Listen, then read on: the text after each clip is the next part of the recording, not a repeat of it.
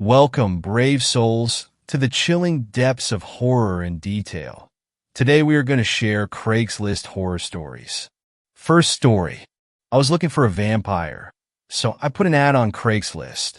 Okay, so hear me out. Of course, I know vampires aren't real.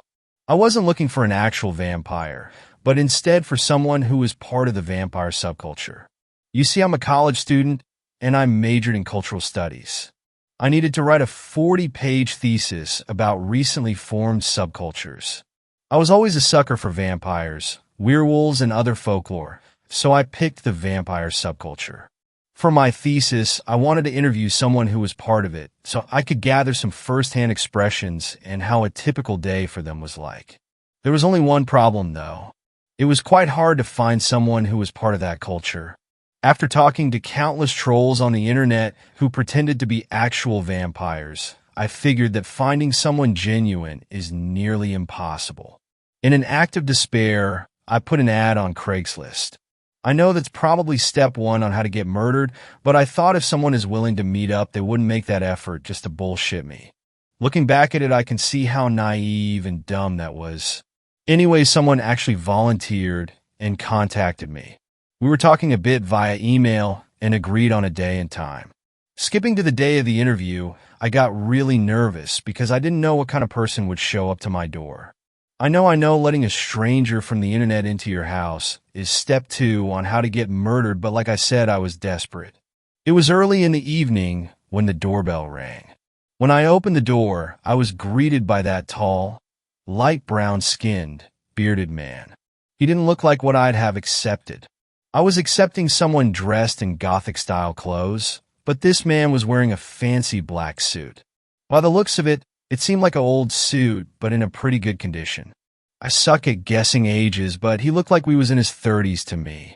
"Are you Mike?" he asked me with a light accent, which seemed Middle Eastern or Eastern European. It kind of sounded like a mixture of both. Yeah, you must be Adam." "Yes, I'm here for the interview. Can I come in?" he asked with a friendly smile on his face. "Yes, sure, be my guest." I pointed towards the coach next to the door. "Please take a seat." He sat down, and I sat on a chair in front of him. To be honest, I still was kind of nervous about the whole deal, but for some reason I was intrigued by that guy. "You said you were looking for a vampire for your studies. So here I am. Yeah, I'm writing a thesis for my cultural studies, and I was hoping to get some information from someone who is actually part of that culture." A yes for authenticity, I assume. He still gave me that friendly smile. "Authenticity? Yeah, you could put it like that. Do you mind if I record our conversation?" No, I don't mind. "So what do you want to know?" He had made himself comfortable in the coach and laid one arm on the back of it. "Well, just tell me about yourself and how you got into this lifestyle." Very well, you see, this lifestyle was inevitable for me. I had some family issues while growing up, and things tend to happen, you know. I was confused by his reply, but I didn't want to ask him what he meant by that. "Oh, I see. Well, then let me ask you another question. How do you become a vampire? Is it just a mentality you develop, or does it require more?" "You get bitten to become one, of course." He laughed. "It is a mentality, yes, and it requires more than just thinking like that. You have to life it. Feel it." "I see. Since you joked about the biting, do you really bite people and consume human blood?" "Yes, some of us do, but animal blood will do it too." "Aren't you afraid to get any diseases by doing that? And how do you get even human blood?" "I don't think a hospital or something wouldn't just hand you bags of blood." "No," he chuckled. "I'm not afraid of getting sick. Obtaining human blood is quite simple. You just ask someone to volunteer." "Like you did?" Yeah, I replied in confusion. I didn't catch what he meant by asking. "So you get blood donated by volunteers?" "Yes, sometimes," he said while smiling again. "And how often do you drink blood?" "I guess it depends on how often someone donates." "Well, when I was younger, it was almost daily, but nowadays it isn't that often anymore. It's once a month and to special occasions. We only have to drink once a month." "I see. Do you have any preferences when it comes to the blood? I mean, do you look for a certain blood type?" "No. Any type will do, but there are significant tastes in every type." "Do you mind explaining the differences?" "Sure. It has a sweet flavor to it. B is a little bit bitter in taste. It's like your first beer. At first it tastes horrible, but you develop a taste for it. 0 has a sour flavor, and my favorite AB tastes somewhat like honey, and it even smells like it. You see, it does require a certain knowledge to tell the differences, he said in a slight serious tone. Interesting, to be honest. If I had ever the opportunity to taste any of these, I would probably go with AB then, I said jokingly. Would you like to try? His tone had changed into a friendlier one again. Unfortunately, I don't have any with me, but the next time I have some I will share it with you, he chuckled again. That would be very generous, I said with a nervous laugh. My initial interest in him became slowly a suspicion. The way he talked all about this was kind of unnerving to me. I wasn't sure if he was just trying to scare me or if he was genuine. Any further questions? He smiled and gave me a patient look. Oh yes, sorry, I was lost in my thoughts for a moment. Does being a vampire affected your life? If so, how and which ways? A good question. Yes, when I first became a vampire, it took me a while till I adjusted to my new life. It wasn't always easy for me. I couldn't do certain things anymore that I loved before. For example, I love gardening, farming, and growing every kind of crops. You see, my family were farmers, and I wanted to be just like my father when I was growing up. Unfortunately, after my transition, I wasn't able to farm anymore. My brother had passed away, and my parents didn't like what I had become, and we had a little family dispute. I guess every good household has their fair share of arguments. His voice was overtaken by a sadness. Oh, I'm sorry to hear. I hope they change their minds and you guys can make up, I said, trying to comfort him. Sadly, this won't be possible. They passed away a long time ago. He changed his sitting position and straightened his posture. But the past is the past. I mourned their loss long enough. His smile had returned. Oh, I'm sorry for your loss. Anyways, let's continue with the question, shall we? Yes, go on. What do you think of the depictions of vampires in modern pop culture, literature, and so on? Surely it must have a big impact on you. Inaccurate. The depiction changed over the years. There was a time when we were feared, but many authors and alike romanticized the concept of vampires to fit a modern audience. I would even dare to say that some are disrespectful to my kind. I'm talking about the sparkling ones. His tone had changed into a serious one again. I couldn't figure this guy out. First, he was all friendly and charming, but then his demeanor changed rapidly. All this talk about we, us, my kind freaked me out a little bit. Is this guy just messing with me, or does he actually think he is a vampire? Either way, I decided to play along, because I didn't know what this guy might do to me if I didn't. So, you don't agree with the modern depiction. What would be an accurate one? Well, Mike, you see one right in front of you. His tone hasn't changed, but he had a smile on his face. I gave him an obvious nervous smile. Oh, so you were telling me that you were an actual vampire? He chuckled. I didn't say I wasn't, did I? Great. My suspicions were correct. I invited a psycho into my house. I just hate it when I'm right. God knows what he was going to do if I said something that would upset him. He didn't seem stable. His moods are a roller coaster ride. Man, this was probably part 3 on how to get murdered. I had no idea what I have to do to get rid of him. This pissed me off quite hard, but I tried to hide my anger and my frustration and put on my best poker face. Okay, so just let me get that straight. You are a real-life vampire. Yes, I am what you would call a vampire. All right, you didn't tell me how you became a vampire, though. I said, well, trying to keep my shit together. God, he hissed. God? What do you mean by that? God turned me into this. He had raised his voice and was almost shouting at me.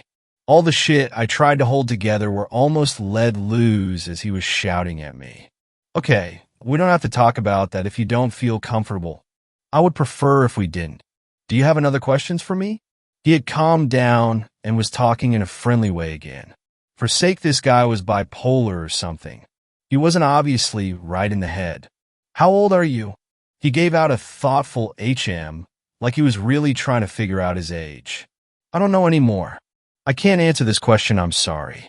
I lost my sense of time millennia ago. Well, but I can tell you that I saw many empires rise and fall. I saw how the Romans conquered almost the whole known world back then.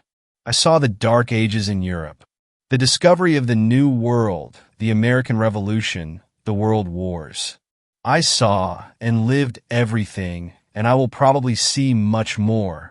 So you must be very old then. Did you know Dracula? Was he also a vampire?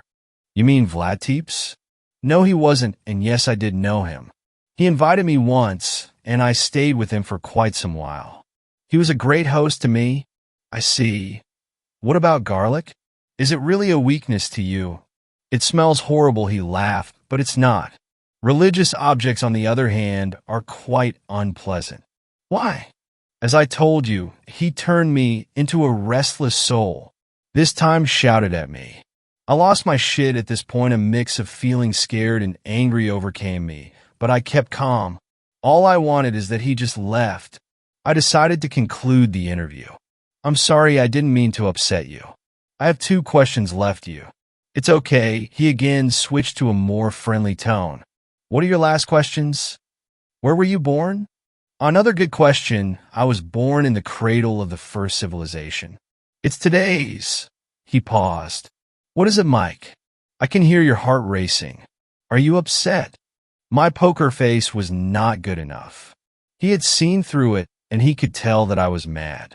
So I took all my courage and told him, I'm having a hard time believing you. That's all. Oh, Mike, I have nothing to gain by lying to you, but I can show you the truth. He almost sounded sad, and then he closed his eyes. Never in my life did I feel so much fear. I was shocked to my core when he opened his eyes. Did you ever have a really bad dream where you woke up and jumped out of bed? It was like that, but I didn't jump. I fell backwards off the chair. His eyes were red and serpent-like. His light brown skin turned grayish.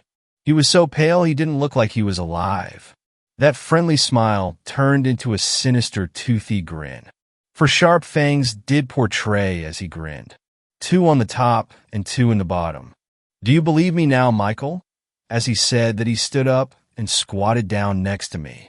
What is your last question? I crawled backwards to the wall to get some distance, but it was no real use.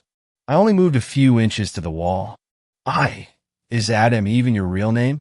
I stuttered in terror. No, it's not. Adam is an alteration of someone's name who was dear to me. I have a 3rd question, I uttered in fear for my life. When was the last time you drank blood? Adam's, or whatever his real name was, grin became wider. It was exactly 1 month ago. I wept. Are you going to kill me? He put his hand on my shoulder. SSH, don't be afraid. I will drink from your blood, but I won't kill you, Michael. You were a great host to me, so you shall life. Then everything faded to black. I woke up the next day on the couch where my guest sat. Everything looked like the day before. I was still shaking in fear and felt like crying. This whole deal felt like a nightmare, but I was still alive. This thing had mercy on me and let me life. This wasn't a dream, it was real. I checked the recording of the interview. It was empty. That goddamn thing didn't record anything. I felt like I was going crazy. The recording was my only proof that this night really happened, but it was gone or never there. After I calmed down, I checked my whole body for bite marks, but nothing. Maybe this was really just a bad dream. Maybe I never talked to that person, if you can even call him that. My emails. I still had the mails. This would prove to me that I wasn't dreaming. I logged into my account. There was a new mail from Vamper4124@xxxx.com. That was his address. Re interview with a Vamper. Hey, Mike. I'm sorry I couldn't make it yesterday. Something came up, and I couldn't leave. I hope you are still up for that interview. We could meet on Friday, if you are free. Send 16. December 2020, 1540. This mail came before the interview. I must have not seen it. This would mean I did really dreamed it. It must have been a dream. What else? Vampires aren't real, I thought to myself. It was relieving that I was just having a bad dream, but for some reason this dream never let me alone. I kept thinking about it every day and had terrible night terrors afterwards. My mental and physical health became worse in the past weeks. I still had night terrors and I felt like shit. I failed my studies and dropped out of college. I can't focus anymore at daytime, and I can't sleep at nights in fear of having another night terror. Since I dreaded sleeping, I took a job at a gas station. I did the night shifts there. One early morning when I came back from work, there was a package in front of my door. I ordered something out of Amazon, so I didn't think about it and just took it inside. I opened the package, and inside was a tape and a jar. I couldn't tell what was inside because the jar wasn't made out of glass. Curiosity got the better of me, and I opened it. Out of it came this familiar but unknown smell. He was right. AB does really smell like honey. Second story. Never buy a house on Craigslist. I guess everyone has heard about a Craigslist horror story, but no one expects to end up in one. I've been thinking about leaving the city life behind for a while now. I guess I couldn't stand the bustle of the city anymore and longed for a more remote life. I'd saved up quite a bit of money over the years and decided to buy a house. When I saw the prices, though, my jaw dropped. I'd expected that buying a house was expensive, but I'd never thought that expensive. In my desperation, I opened Craigslist. I didn't expect to find anything there, but that's exactly what I did. The ad was as simple as it could be. Small house for sale, way below market value. I clicked on it in an instant. When I saw the price, though, I was sure the seller had made a mistake. There was no way someone would sell a house that cheap. The place looked decent from what I saw in the pictures. Eventually, I found the seller's phone number and called him. I honestly expected the price to be a mistake. Hell, maybe it was all a scam. Instead, I found myself on a call with a man named Wilbur Johnson. When he told me the place was still available, the first thing I asked about was the price. The old man assured me there was no mistake. It was an old house, he said, in the middle of nowhere, and he wanted to get the sale over with as soon as possible. There was a catch, though. He wanted the payment in cash only because he didn't trust the banks or any of the real estate agents. Some other people had shown interest before me, he said, but they'd all gotten cold feet at the mention of this. I didn't see a problem with it. Hell, things would be way quicker that way. I guess that was my first mistake.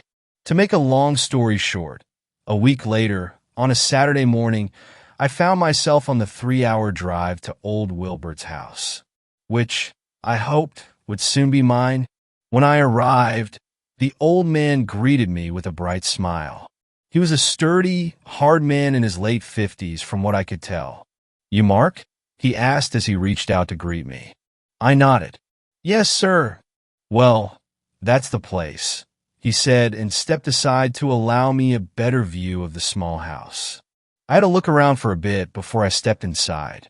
The moment I did, the old floorboards welcomed me with a loud creak. The moment it happened, an anxious expression washed over the man's face. "Guess you were right," I said, laughing. "The place is pretty old. It sure is character, though." When he heard that, relief flooded over his face and his smile returned. "Oh, that it has? Been living here for over 30-odd years. Now then, how come you're selling it that cheap?" The old man was quiet for a bit. His eyes wandered for a bit before he sighed. "Tell you what, there's no reason to keep it to myself. It's because of Lisa's disappearance." "Lisa?" Another sigh followed. "My wife, Elizabeth. Been almost 2 months now since she vanished. Walked right out that door over there and never returned. No one's seen her. No one's heard a thing. Just like that. Vanished without a trace. Shit, I'm so sorry. I no idea, dash. Nothing to do with you." He cut me off. Did everything I could, talk to the neighbors, then the cops. Hell, they searched half the damned county, but they found nothing. I kept searching, but by now... His voice trailed off as he shook his head. "Can't keep living here. Everything reminds me of her. That painting over there, she drew it a good 20 years ago. See that tablecloth? She bought it at a flea market a couple of years back. Isn't it beautiful, Wilbert?" she asked. Been stuck with the ugly thing ever since. Whenever I see it, I can't help but wonder where she went and what happened to her. It's just too much. He broke up, his voice trailing off. I stood there, shuffling around, not sure what to say. I was never good at those things, people things, I mean. After a few moments, I opened my mouth when I heard something. It was a small, quiet sound like scratching. In a moment, old Wilbert stepped up to an old radio and turned it on. I stared at him as the music drowned out the sound. "Sir, what are you dash?" When he noticed my stares, he looked embarrassed and turned the radio back off again. "Well, that's another reason the place is so cheap. So what's causing it?" "Ghosts." I stared at him, but his expression didn't change. I opened my mouth to inquire what the hell was up with that when he burst out laughing. "God damn it. I'm pulling your leg. It's rodents. We've had problems with the damned beasts for half a decade now. Dunno where the buggers come from, but they sure are persistent. They're digging through the dirt outside and crawl into the walls. Never been able to figure out how they do it. Might as well be a cat in there, too. Heard they sometimes crawl after mice or cat and end up getting stuck." I shrugged. "Well, I plan on renovating the place. Anyway, remember you telling me about that? I've got quite a bit of junk stored up. Been planning to give the place a good old once-over myself, but with Lisa going missing and all that, I never had time to do it." With that, he led me to his garage and presented me with an assortment of tools and materials. "Tell you what, I'll add all of it to the house for free. God knows, I can't take it with me anyway, and I sure as hell won't need it anymore. Take it as an apology for not telling you about the rodents beforehand." I thanked the old man wholeheartedly. Looking at the amount of stuff here, I might well be looking at $500, hell, maybe even more. We talked more while the old man led me through the house. Here and there he stopped me and told me what sort of renovations he'd planned and gave me detailed advice. "Start with the second floor, use this and that material, do this that way, and so on." It sounded like solid advice, and I could tell the old man knew what he was talking about. Once the tour was over, we shook on the sale, and I arranged to be back in a few days to finalize everything. The old man, in turn, told me he'd put together a little write-up of all his renovation advice. Once I was back, and I handed him the money, he sighed again. "Guess there's one last thing I gotta tell you. This place, well, it's got a history." I looked up. First the rodents and now what? "It's probably all nonsense." He started shaking his head. "But Lisa always talked about that stuff. She said back in the day when folks still owned slaves, there's been a lynching out here. Never gave much of a damn about those old tales, but this time I couldn't help but laugh." Was he pulling my leg again? Tell you what, I never believed in any of it, but Lisa swore she heard wailing and crying in the middle of the night. To be honest, I think it's just those damned kids down by the creek. "What kids?" "There's this old shack down by the creek, not too far from here. Some local kids, teenagers mostly, hang out there, getting drunk and causing all kinds of trouble during the night.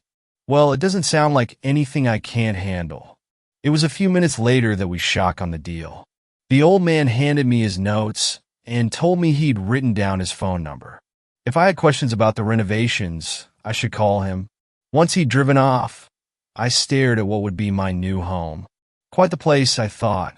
Sure, I'd have to put in quite a bit of work, but there was no way I'd get a cheap property anywhere. For the first couple of nights, I didn't sleep in the place. There was still all the old man's furniture in there. No, to feel comfortable here, I'd have to get rid of his stuff first. To be honest, it felt weird disposing of someone's entire life and memories like that. Even worse was the damned scratching. It was there again and again. Sometimes it was quiet, sometimes it was more frantic. Maybe there really was a cat stuck somewhere. I shuddered a bit. I like cats, and I didn't want to think about one of them suffocating in my walls. The next day, my friend Mike arrived. I told him about the house I was buying, and he said he'd be happy to help me out with the renovations. To be honest, I think he wanted to get away from his wife and kids for a bit. Do some good old handiwork and share a couple of cool ones with an old buddy. Well, it's quite the place. You really got it that cheap? Yeah, it's because the place is haunted and there are mice in the walls and rats and cats. Mike gave me a weird look. Come on in, I tell you all about it over a beer or two. As the two of us sat on the floor in what would one day be my kitchen, I told him all about old Wilbert and the stories he'd told me. As if to prove that I wasn't bullshitting him, the frantic scratching started again for a moment. He listened intently. Doesn't sound like mice to me. Could be rats, though. We're better of getting some poison or call an exterminator. I considered it for a moment, but then I shook my head. If we get an exterminator, they'll cover the entire place in chemicals or God knows what. I'd rather get started on the renovations. Mike shrugged. Well, I warned you. Don't blame me if we find some giant rat colony in one of the walls here. We share another beer before we started on the work. There was a lot to do. The floorboards were old and rotten in many places. The wallpaper was stained and old-fashioned, and some partition walls had to go, I decided. Either way, we had a busy few days ahead of us, hell, maybe even a week. It wasn't long before we retorted to the old man's method of turning on the radio. The scratching, while quiet, was still somewhat distracting. Mike and I made some decent progress the first day. At first, he wanted to get himself a hotel room in the nearby town, but after a bit of back and forth, he agreed to stay. We spent the evenings talking about old stories from high school and college, and often Mike would tell me about his wife and kids. As much as he told me he was happy to have some time away, I could tell he missed them already. During our third night at the place, he woke me up in the middle of the night. "Dude, you hearing this?" he asked me in a quiet, hushed voice. As I listened, I could hear the scratching, but there was something else. It was quiet, coming from quite a distance, but I was sure I heard it. It sounded as if someone was wailing or crying. I thought back to the old man's story about the lynching and what his wife had heard. Then I shook my head and remembered what he'd told me about the kids out here. Probably some drunk kids around. The old dude told me they're gathering down by the creek to get drunk. Maybe they thought it was fun to mess with a new guy. Mike nodded, but he still looked unnerved. "Yeah, I guess you're right. Want to go out and teach them a lesson?" I laughed but shook my head. There was no way I'd go out in the middle of the night to chase some teenagers. I also didn't want to become known as the local crazy guy. Eventually, we got back to sleep. Still, somehow my mind lingered on the story. That scratching, that wailing, there was something about it that didn't seem to fit. The next day, busy with renovations again, I'd already pushed all those thoughts away. Guess that was my second mistake. We doubled down on our efforts. Me trying to find a hint of those damned rodents, and Mike most likely wanting to get out of here. He'd always been the superstitious type. When the wailing started again on the fourth night, Mike told me he'd get a hotel room if it would persist. I retorted that it was those kids again, but this time he wouldn't have it. "Yeah, so you're telling me there's some group of kids out there that got nothing better to do in the middle of the night? 2 times in a row. Man, I don't know. Maybe it's a cat stuck somewhere. I sure as hell don't believe there are any freaking ghosts." Mike grunted, but said nothing. For a while, I considered going out there to figure out who or what was causing it, but not long after I drifted off to sleep again. At this point, we were on the 5th day of renovations. The place was almost barren by now. We'd started on the upper floor first. After that, we'd taken down the partition walls and had stripped down the old wallpaper. Not knowing too much about renovations myself, I'd followed the old man's guidelines almost to the letter. That was my third mistake. "So, what else you want me to take care of?" "Well, you could clean the garage for starters, and that lawn looks like it hasn't been cut in months." "All right, hilarious Mark," he said when he saw the enormous grin on my face. "Tell you what," I started, "how about we take a bit of a break for the rest of the day? Tomorrow we take care of the floorboards down here, and that's it. God knows those need to be replaced." As if to prove what I'd said, I switched my balance a bit, and the floorboards creaked in answer. "Sounds good, but if we hear any weird noises again, I'm out of here." I sighed but nodded. Then I realized something. I had heard none of the scratching today. Maybe our ruckus had driven off whatever rodents had infested the place. I didn't know a damn thing about mice or rats. That night we sat together until long after midnight. I'd brought out my old laptop, and we spent the time with some old movies and a bottle of whiskey. Not a sound was heard all night. No more scratching, and sure as hell no wailing. Told you there are no ghosts here, I slurred. Yeah, whatever, Mike said, laughing. Taking care of the old floorboards was much tougher than I'd imagined, with a hangover that is. Still, somehow we made decent enough progress, and by noon we were done with the first half of the house. Guess those rats really are gone, aren't they? I shrugged. Guess so. Not a sound. To be honest, I half expected them to linger below those old boards. Sure hope they stay the hell away. We continued joking around and having a good time. It all changed when we found the basement. As we removed the floorboards in the old man's storage room, we stumbled upon an old hatch. Once our initial surprise was over, we pried it open, revealing a staircase. All right, man, what the hell? The basement, I guess, I said matter-of-factly. Yeah, I ain't blind, but why the hell's it hidden like that? Things still hadn't clicked. Who knows, maybe he just didn't use it. Hell, maybe it was infested by rodents, so he sealed it off? Yeah, or it's a secret serial killer basement. Dude, not funny, I cursed. All right. You want to check it out? As I looked down the dark stairs that led, somewhere below, a feeling of apprehension washed over me. I didn't feel so sure about my words anymore. Finally, I nodded. We each got a hold of a flashlight and started our descent. There was no light down there, and for a moment I half expected the old hatch to be thrown shut by no other than old Wilbert himself. Shit, man, this is creepy, I mumbled. Will you stop? I don't like this any more than you do. Once we'd made it down the stairs, we found ourselves in a small, damp room. It was empty. Small, isn't it? Sure is, I said. The entire basement was no bigger than one of the rooms above. Wasn't a basement usually the same size as the house? At least there are no rats, I said. Yeah, but this wall here's kind of weird. What do you mean? Well, he started, look at the moss and the dirt on all the others. This one's different. Looks kind of new to me. Now that he'd said it, I noticed it too. Sure, the wall was as damp as the rest, but there was no moss on it or anything. I watched as Mike reached out his hand and knocked against the wall. What are you doing? I asked. Chill. He shushed me. He went to one of the other walls and knocked there, then came back and knocked again. Sounds hollow. We both stared at each other.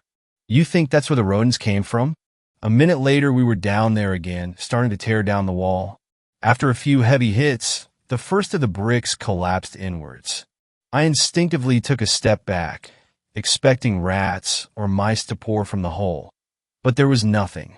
We inched forward, peeking into the hole, and that's when we realized what this was. The second half of the basement. Mike had already gotten his flashlight and beamed inside. At first, we saw nothing, but then we saw something on the floor. No, not something. There's someone inside, I pressed out. We redoubled our efforts, and soon we'd broken down enough of the wall to enter. The person inside had long gray hair, wore a dirty nightgown, and was female. The old woman's face was frozen into a mask of perpetual terror, and she was without a doubt dead. When I saw the long, bloody scratch marks all over the walls, it finally clicked. A moment later, I was back upstairs and called the police, telling them what I'd found. There was no need for them to tell me the woman's name. The moment I'd understood what was going on here, I knew who she was. It was Elizabeth Johnson, the old man's wife. Third story. I ordered my wife off of Craigslist. I ordered my wife a week ago from an engineering student named Jack. He posted an ad on Craigslist offering some exquisite services and delivered her ready to use in a large cardboard box just a week later. She was everything I could have wished for. A sleek black chassis housed what must have been a load of processing power, liquid cooling, and a power supply that could electrocute an elephant.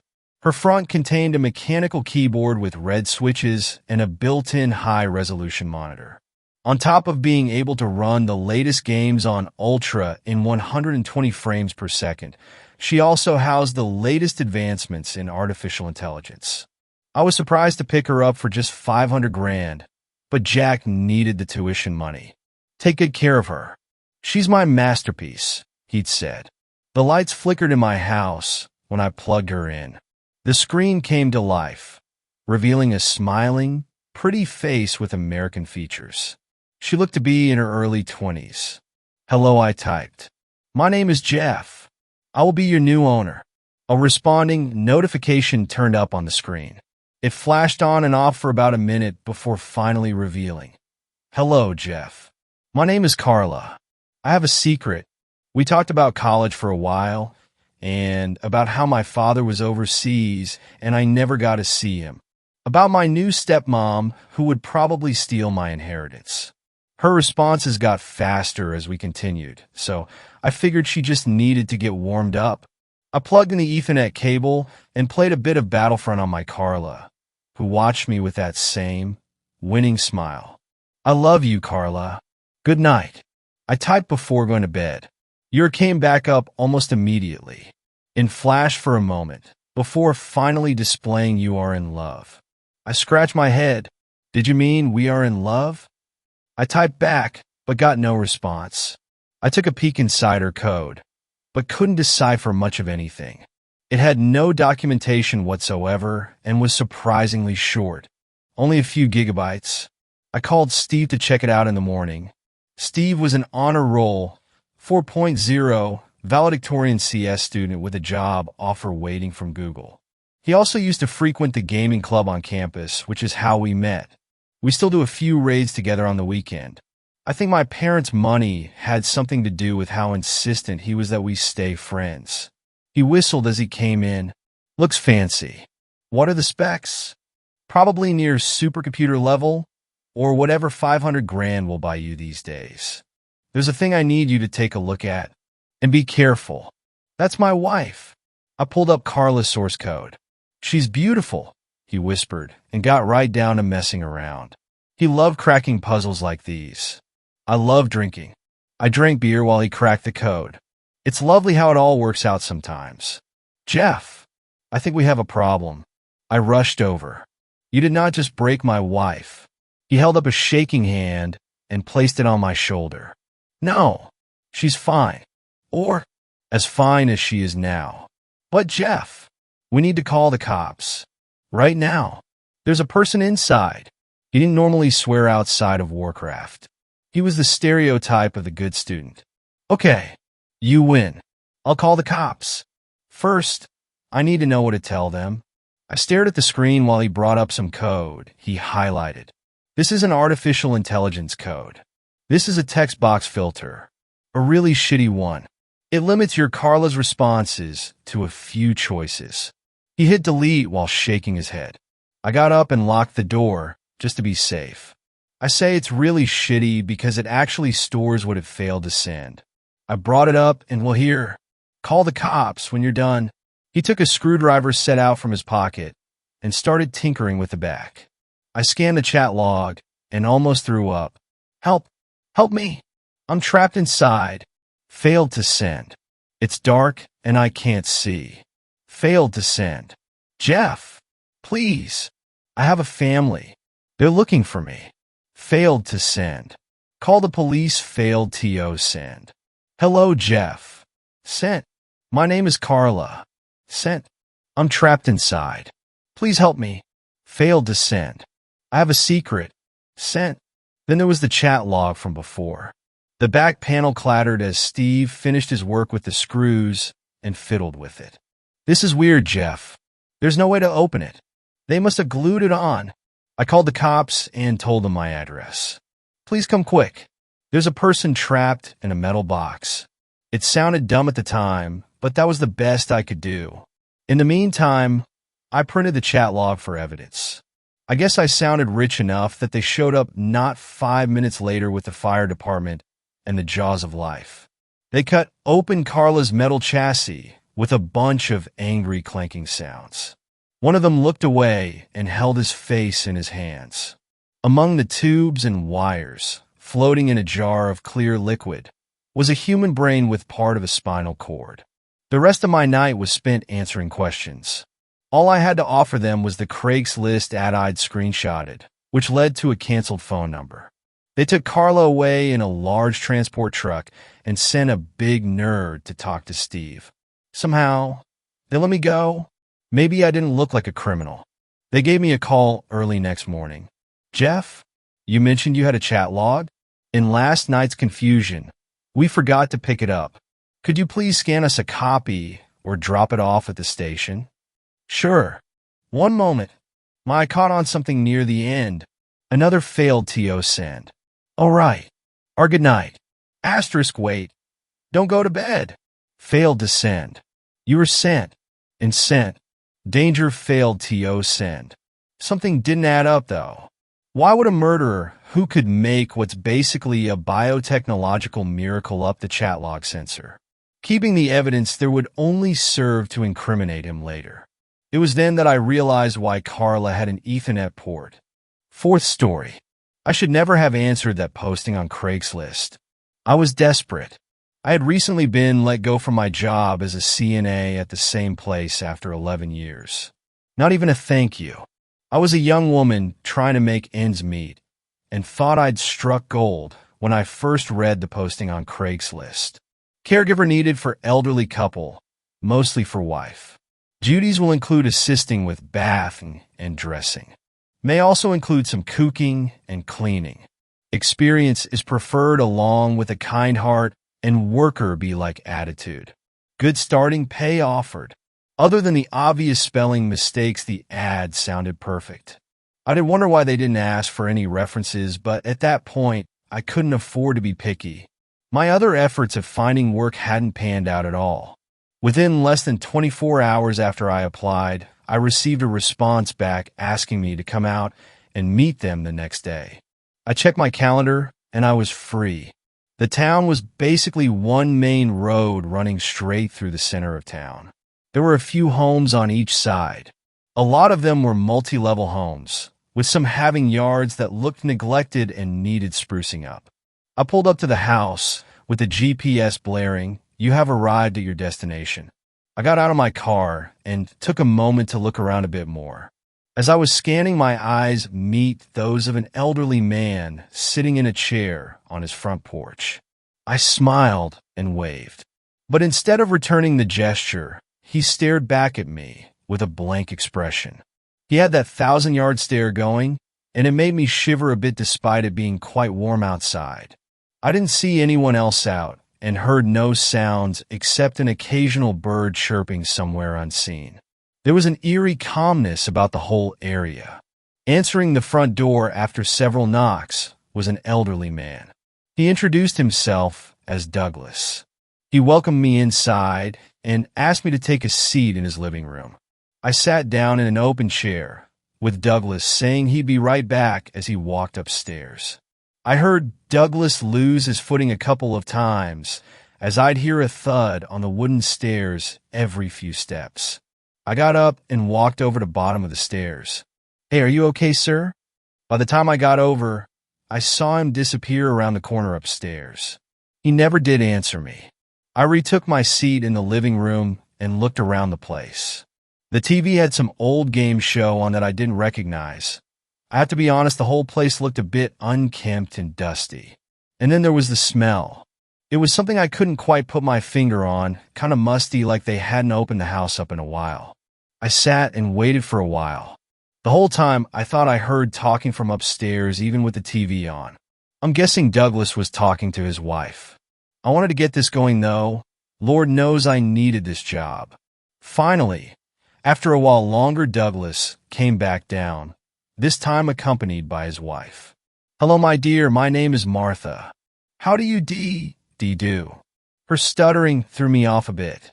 I extended my hand to shake hers, but all she did was give me that familiar stare like the man outside did earlier. She turned to her husband, and he simply nodded at her. She awkwardly extended her hand, and we shook. I swear I could feel something tingling beneath the skin on her palm. Another shiver came over me. The three of us sat and talked for a bit, and I got mostly yes or no answers to my questions. Before I could ask about their lack of wanting any references, I had nature calling me to find the bathroom. Martha directed me to one through the kitchen and down another hallway. Her instructions weren't too helpful, but I eventually found it. The musty smell assaulted my nostrils as soon as I opened the door. Good God! I tried to cover my nose and mouth as best as I could. I thought about cracking the window, but decided to get done and get out. When I opened the toilet, I nearly hurled as another wave of stench hit me. What's worse was what was inside. Bugs everywhere. Some looked dead, but most were squirming around inside the water and the bowl. Many climbed over each other to get out as they fell out and came right at my feet.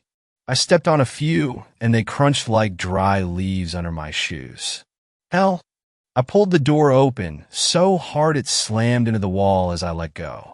I ran out into the hallway, ready to apologize for slamming their door, and to let them know about their obvious bug problem. But I only made it a few feet when I stopped dead in my tracks. At the end of the long hallway was Martha.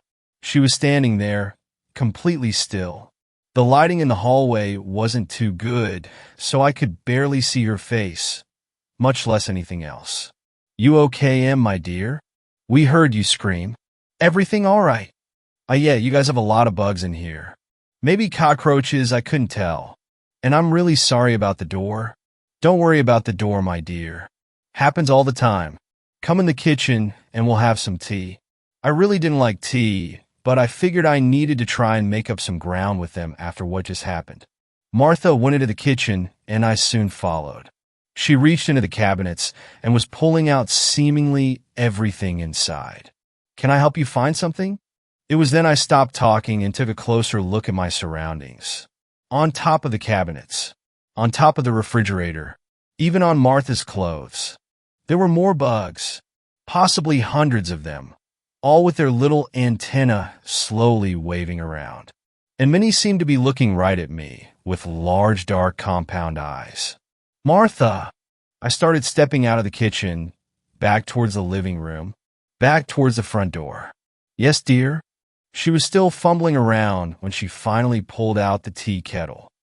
Found it. I took a quick peek behind me, and Douglas was nowhere to be seen. I turned back around to see Martha standing so close to me, our noses almost touched. Ass! I fell, landing hard on my back. Martha stood over me, and she had handfuls of the creatures crawling over her clothes and skin. Some fell off onto me, and I tried to fling them off. Where are you going, my dear? Don't you want some tea? As she spoke, a couple of the things fell out of her mouth. I even saw a top tooth come out as well. I sprang to my feet and turned towards the door, and ran smack right into the thick frame of Douglas. I fell back again, but not all the way over this time. I grabbed a chair for support and half kneeled as the two bodies of Douglas and Martha slowly advanced on me. It was at that point that something came over me, and I made a split-second decision, one that I would soon come to regret. I got to my feet and sprinted right past the both of them. I went between them as they tried to grab me and ended up falling into each other. I made it to the front door and reached for the handle. It took me a couple of seconds to realize there was no handle. I tried to find a way, any way to get the door open. Nothing would work. I frantically looked all around for some other way out. There was no way I was going into that kitchen or hallway again. I had only one choice, the upstairs. I took the steps two at a time, almost slipping in the process twice. The upstairs was no better than downstairs. It was dark and musty. The smell? Oh God, the smell was putrid. I covered my mouth and nose with one hand while I tried to open every door I came to. None of them opened, but I swear each time I tried the handle on one, I could hear muffled voices behind the door. They sounded like they were crying out for help. Finally, the last door I came to swung open without effort. The room was small and set up with only a single bed and mattress in it along with a nightstand. The bed was currently unoccupied. And the windows. Both windows had bars crudely placed over them. I just caught my breath when I was shoved down hard from behind. This one's for you. I turned my head to see Douglas standing over me. I swear he had a look of satisfaction on his face. Martha followed behind him. They always run. So predictable. She looked down at me and then Douglas before turning back to head down the hall. I'll get that tea ready since you'll be staying with us now. She laughed in a strange way that sounded forced, like it was foreign to her. I turned back to Douglas, who had now crouched down beside me. Well, let's get you comfortable in the bed. Our brothers and sisters are waiting. He pointed with both index fingers to the empty room. That's when I heard sounds like a million nails scratching at the inside of the walls, scratching to get out and get to me. He dragged me over to the bed, even as I tried to resist. I had lost the will to fight as soon as I had entered this room. This had been their plan the whole time, and I walked right into it. God only knows how many others they had trapped in here.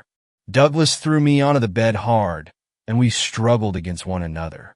He held my arms tight and sat on my pelvis to hold me down. Now, darling, it'll only hurt for a moment. He leaned over me a bit and opened his mouth wide. That's when I heard his jaw pop out of place. I could hear a loud, hissing noise from down in his throat. Then I saw them making their way up and out of his mouth. Two thick and hairy long antennae. They moved about wildly as the head of some godforsaken monster pushed its way up through his throat. As this was happening, I could feel his hold on me lessen up a bit. I searched all around me for anything. To my left, sitting on the nightstand, was a lamp. It wasn't plugged in, so with everything I had, I pushed Douglas off of me and onto the floor. At that moment, the head of the thing had started to emerge. I saw two huge and dark compound eyes look at me before I took the lamp and smashed it. I don't know, maybe a dozen times until it stopped squealing and was nothing more than a bloody pulp on the floor. I was angry now, and I wanted payback.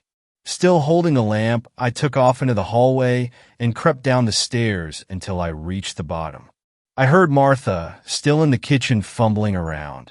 I made my way towards her, stopping just before the open doorway. Martha was trying to hum some tune, albeit offbeat, and she had her back to me. I ran in, gripping the lamp in both hands. "Here's your goddamn tea."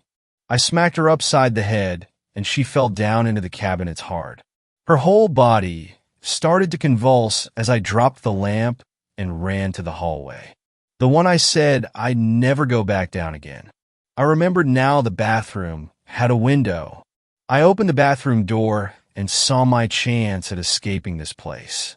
And much to my surprise, there wasn't a bug in sight. I forced the window open and pushed the screen. I climbed out and ran through the tall grass and weeds right to my car.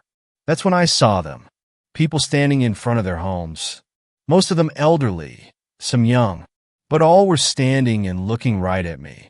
Then they all opened their mouths and started emitting a collective hissing noise. It was so loud and awful I had to cover my ears as I got into my car. I floored it in reverse with all the people still standing, and now pointing at me. As I drove away, I looked and saw the man I had waved at earlier when I arrived in town. He was waving back this time and had the fakest looking half smile I'd ever seen. His waving arm fell off at the shoulder and he looked down at it. I turned away in disgust and never looked back. When I was sure I was safe and far enough away, I stopped and called the police from a gas station I found. It was a neighboring police department, and they said they'd look into it right away. When they questioned me 2 days later back at my apartment, they told me the whole town had been abandoned. There was no trace of anybody. Homes left empty, some still with the TVs on. I asked about any people trapped in the house I was at. The officer just shook his head silently. It took a while, but I did find another job at an assisted living facility. This one I applied for in person, though. And I'm happy to say it's a great place, a bit of a drive, but it's worth it. No bugs as far as I can tell. I just want to leave you with this warning, though.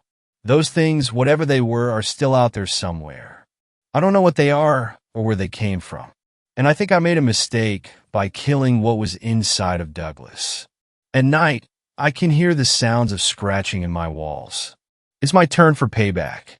So watch out for news of strange disappearances in your area. And if you ever see a posting like the one I did on Craigslist or anywhere else, take my advice.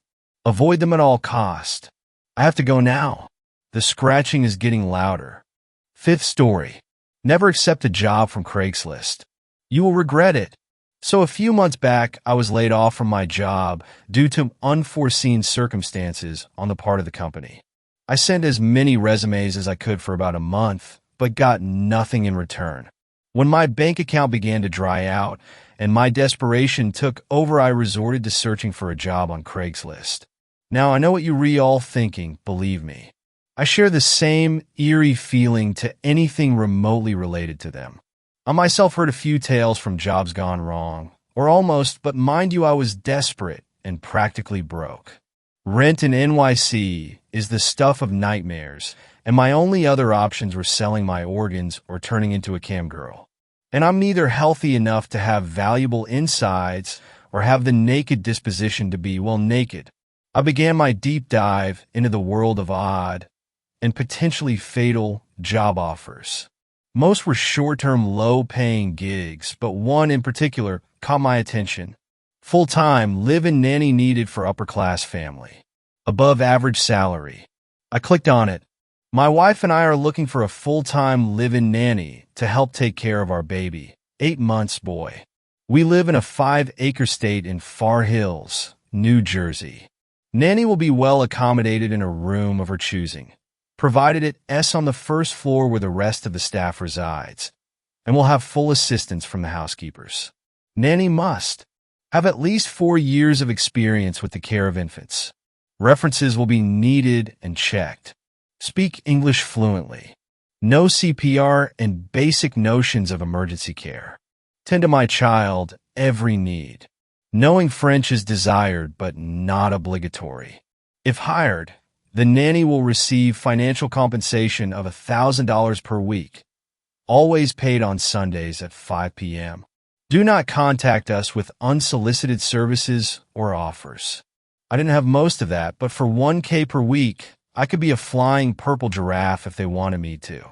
I convinced 2 of my friends to pass as former employees. And about the CPR thing, what were the odds of a toddler needing it anyway? I applied. He called me back the next day, wanting to arrange an interview in Loco. He said, the house was a mansion. I couldn't even guess how many rooms it had, but it was pretty far away from the rest of the city. Mr. Leclerc was a somber-looking man with a weird gaze to him. Every time he looked at me, his eyes did this thing, this continuous moving from side to side, this twitchy little shake, looking at me rather than at me. Honestly, it freaked me out, but luckily, he traveled most of the time. Mrs. Leclerc, on the other hand, was a stay-at-home mom. She was much younger than him, too, even though her sickly appearance probably added some years to her face. She spent most of her days locked inside her room in the dark, without talking to anyone. She was probably suffering from PPD, but wasn't being properly treated for it. One thing I forgot to mention, I wasn't actually allowed to care for the child. No, physically at least. His nursery was always locked, and on his father's absence, Anna was the only one with the key. It was her duty to care for the child, he said, but since she wasn't in her best health, I was to assist her with that.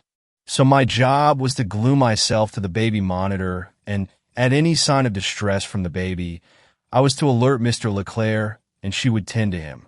Anna was also unable to produce milk, so one of my duties was to prepare his formula so she could then feed it to him. Another weird thing, the house was filled with portraits and paintings of Mr. Leclerc on many different occasions, but none from Anna. The staff didn't say anything when I mentioned it, and she wasn't a great conversationalist even on her best days, so I dropped it. Maybe she was shy, maybe she had body dysmorphia, maybe she had a devil soul inside her body, and the photos would reveal her real identity. I didn't know and didn't care. Aside from having constant nightmares and waking up every morning feeling sore and a little foggy-minded, I had no complaints. The money was that good. Lucian was a quiet baby for the most part, except He would always have this exaggerated crying fits in the middle of the night and would only stop after Anna went there to comfort him. Always behind closed doors, of course. The weeks passed, and she looked sicker by the minute. I called the family doctor to check on her, but he simply said she needed to rest and prescribed some sleeping pills and a couple of vitamins. The woman looked like the walking dead, not like someone who simply lost a few nights of sleep. Micah was telling me that something was wrong. If it was with her or the baby, I didn't know, but I was going to find out. Later that night, I gave Anna double the dose of the sleeping pills, prayed she wouldn't die from it, and got the key from her bedroom when it finally worked. The room was lit by a small reddish lamp that circled the light on the walls. I could make out very little of the whole picture, mostly only him. The baby was a tiny immobile thing with too pale skin and frail limbs. For a hot minute, I thought it was some sort of doll, and she was never even pregnant in the first place. Or, God forbid, the baby was dead, and every day she was breastfeeding the corpse of what once was her child.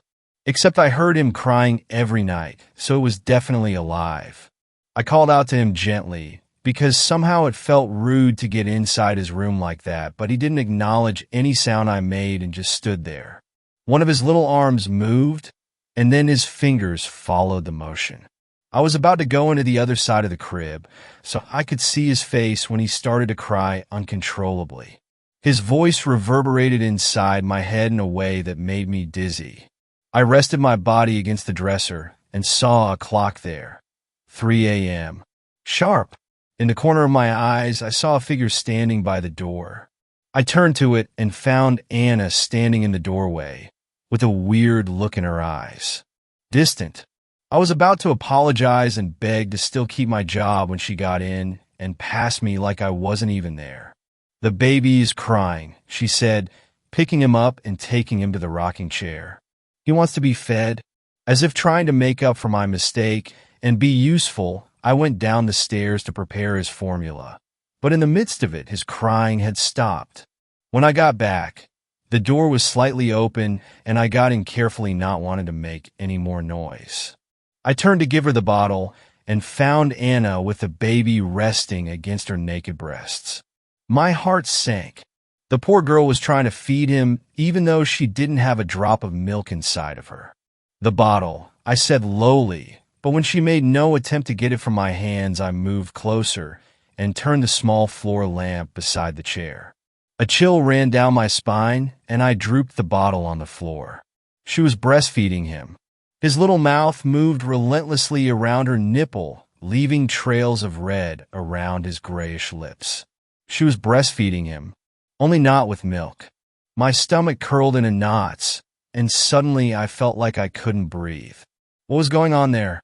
The wooden floor creaked under my feet, and Lucian opened his eyes as if waking from deep sleep. He turned them toward me slightly, and once again I needed help standing up. They were as red as the blood on his lips.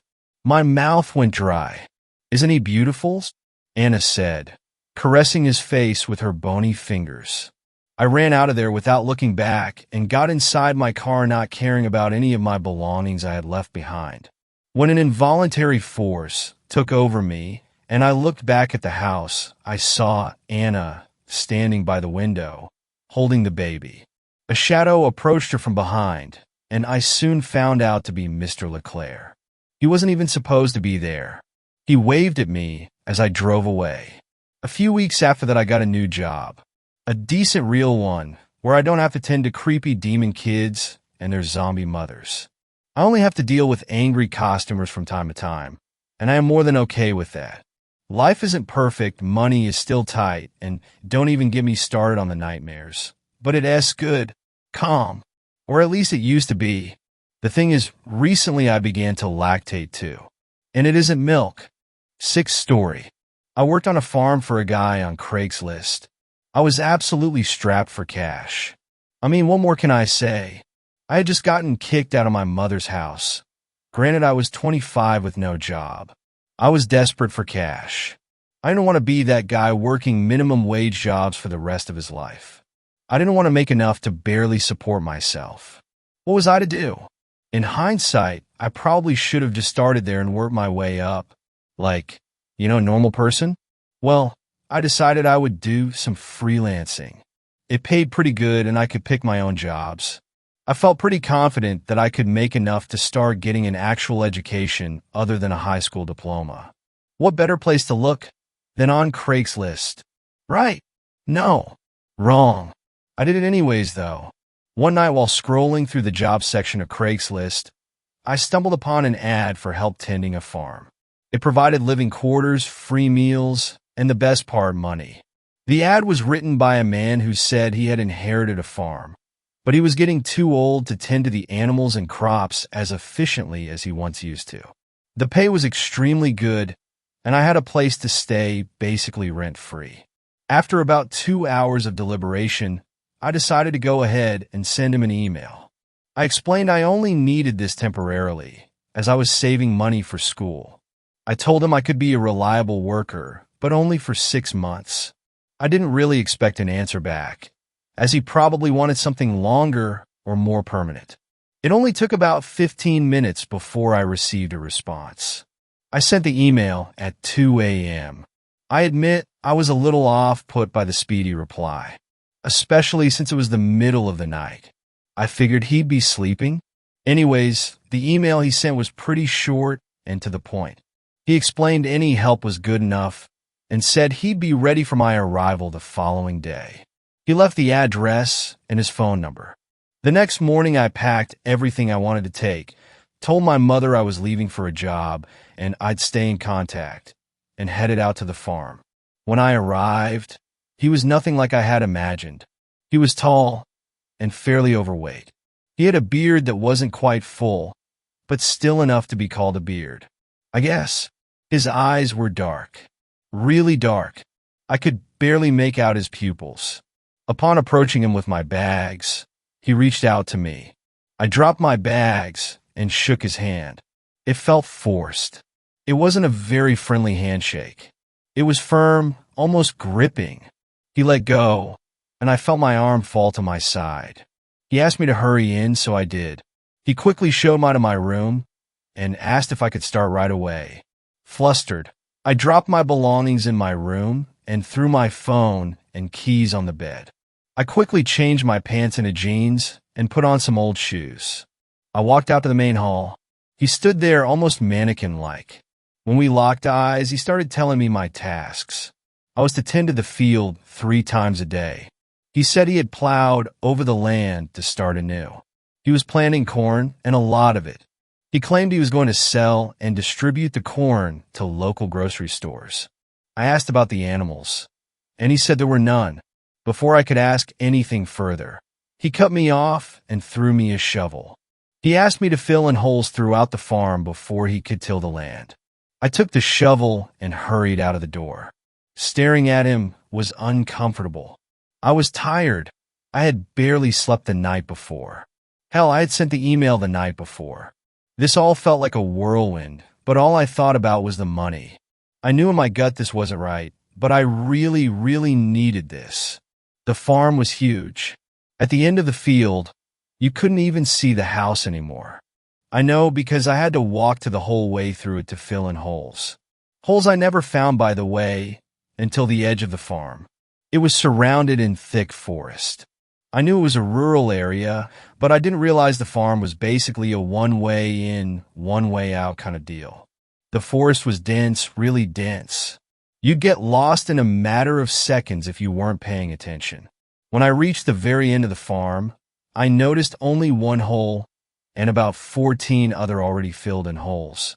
Why would he send me out here, over a mile away, to fill in one hole? I felt uneasy about the whole thing. As I started to fill in the hole, which was about 10 feet deep, I couldn't stop glancing over at the already filled and disturbed ground. After I filled in about 2 feet worth of dirt, my curiosity got the best of me. I decided to dig into one of the already filed holes. These were not small holes. They were wide and about 12 feet in length. They were big enough to fit a deceased cow. Hell, maybe even 2. I had already figured that's what the case was, considering there weren't any animals. I'm glad I went with my gut. It didn't take much digging to reach the first, weird object. It was a wallet. I picked it up and opened it, but it was completely empty. I tossed it to the side and kept digging. That's when I saw a hint of red fabric. I couldn't tell right away what it was. It could have been an animal wrapped in a blanket. It's safe to say I was heading into denial. It was only about 4 feet down when I discovered the body. Her body was in bad shape, but she wasn't decomposing. All of the trauma she went through was clear on her skin. I knelt down and felt her body. She was cold. I sat there for a couple minutes, just staring at her. Once I realized that her time of death had to be within the last 48 hours, I ran to the nearest tree and vomited. I didn't even bother filling in the hole I was supposed to, but I reburied the girl. Her body didn't deserve to be exposed like that. I threw the wallet into an entrance of the words near the graves. I figured the police would find it, even if you were to try and hide the bodies better. After that, I ran. I felt like an Olympic athlete. It was starting to get dark, and I had to make it back before then, or I'd be wandering around this field for hours. The last thing I wanted was to be hunted down like an animal in the pitch black. I knew that's what he was going to do. He knew filling the hole would have taken until dark. Once I reached the house, I finally stopped to catch my breath. I knew I had to remain composed, or he would know. I regulated my breathing and walked in. He was sitting at the dining table to the left of the house. I couldn't tell what he was doing, but once he heard me open the front door, his head swung around so fast I thought he'd snap his neck. He looked at me like a deer in the headlights. It was obvious he hadn't expected me back so soon. "You're done?" I could tell he was trying everything in his power to remain calm. I got sick. I had to come back. I'll go back out to finish it. I have to use the bathroom. I tried to sound as nonchalant as I could, but I knew he could tell I was lying. After looking at me up and down, he said, "Okay, then get back to it. I want it done by tonight." I shook my head and hurried to my room. I took the clothes I had taken off when I arrived and shoved them into my suitcase. I was so happy I hadn't unpacked. I grabbed my phone, but my keys were gone. Frantic, I started looking for them as quietly as possible. He took them. I knew it. My original plan was to run in, grab my things, and book it the hell out of there, which is pretty hard to do with no keys. I sat on the bed for a moment. My phone had no signal, and I felt a sense of dread wash over me. I started going through my pictures. If I was going to die, I wanted to see my friends and family one more time. Even if it was just over a phone screen, it felt like enough. That's when I stumbled upon my 23rd birthday party, when my mother had gifted me my car as a present. I stood proudly by my car, with a set of keys in each hand. I had 2 sets of keys. I don't know why it didn't dawn on me earlier. I never used them, but I always carried them in case I locked myself out of my car. I unzipped my suitcase and pulled everything out of it. At the very bottom was my second set of keys. They must have been the first thing I threw in while packing. It was a mindless habit at that point, and in that moment, I couldn't have been more proud of myself. I decided to say screw the clothes and grab my phone and the keys. I peeked out of the bedroom and walked to the bathroom. It wasn't hard to act ill, because I was already nauseated from sheer terror and anxiety. I tried to make over-exaggerated gagging sounds, but I eventually threw up. It wasn't my intention, but it made it more realistic. I rinsed out my mouth and stuck my phone and keys into the side of my pants. I made sure they weren't obvious and headed back out the main area. Still sitting at the dining table, I told him I was ready to finish the work. He nodded, and I walked out. I started walking toward the farm again because when I looked behind me, he was watching me through the window. I walked slow, and once he wasn't watching anymore, I fled to my car. He heard my frantic running and bolted outside. By then I was already in my car and pulling out. He started to sprint full speed at my car, and I floored it. I heard 2 gunshots ring out, and I felt the slight impact as one of bullets shot through the passenger seat. I sped until I felt safe. It had taken me 4 hours to get there and about 2 to get home. I immediately went to my mother's and told her everything. Turns out there were 52 bodies discovered on the farmland when I reported what had happened to the authorities. They conducted a thorough search of the whole farm. Many missing persons cases that went cold throughout the years were coming to light. The only thing they didn't find was him. I look every few months to see if they finally have a lead, but they never do. The name he had given me was fake, and the phone number was that of a burner phone. I didn't have any pictures of him. I described him to a sketch artist, and that was about it. Although, I saw online that there's a farm on the West Coast. Pays well, living expenses taken care of, and free meals. It's run by some old man who says the work is just too much to handle by himself. It seems too good to be true. The similarities are eerie. I know you might need the money, but I wouldn't go if I were you. 7th story. Don't use Craigslist. Trust me when I tell you this, don't use Craigslist. I know that may be obvious. It's not ideal meeting up with a stranger and giving them money and giving them your address or going to their house. About a week ago, I decided I needed a new phone. I chose to look on Craigslist. I found the perfect deal, a new iPhone 12 for only $400. What a steal. I tried to contact the person that is selling the iPhone, but he didn't respond. Well, that's weird, but I didn't think much about it. Over the next couple of days, I continued to message him, but he still didn't respond. But finally he did. He only sent me his address, and only his address, which was weird. When I responded, he didn't say anything after that. So, the next day I decided to go to this guy's house, which was a really stupid move looking at it now. When driving down the rocky street, it seemed like nobody lived in any house on the street. But ignoring that red flag, I went to his house. Seeing the house, it was dark. The wood was old and uneven. But once again, I ignored that as well. When walking to the front door, I noticed the grass was uncut and rough. It went up to my knees. When I approached the front door, it just swung open, which startled me. "Hey, what the hell?" I said, almost falling on the rocky floor. "Do you want the phone or not?" a man said in a deep and dark voice. Yeah, I have $400 in cash. Is that what you want?" I spoke. "Yeah, that'll work," he said. I walked up and gave him the money. He snatched it from me and slammed the door in my face. I started to yell. "Hey man, what the?" I said, angered.